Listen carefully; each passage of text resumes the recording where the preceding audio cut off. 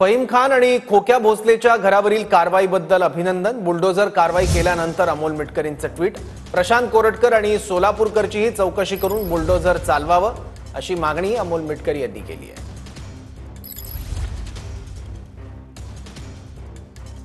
नागपूर पालिकेकडून फहीम खानच्या घरावर बुलडोझर चालवण्यात आलाय।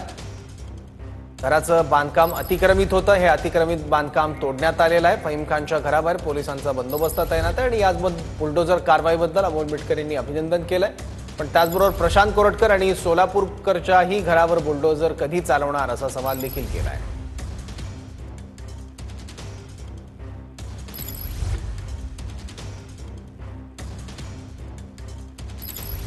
फहीम खान आणि खोक्या भोसलेच्या घरावरच्या कारवाईबद्दल अभिनंदन केलंय अमोल मिटकरी यांनी। त्याचबरोबर प्रशांत कोरटकर आणि राहुल सोलापूरकर यांच्या घरावर बुलडोझर चालवा असं देखील अमोल मिटकरी म्हटले आहे।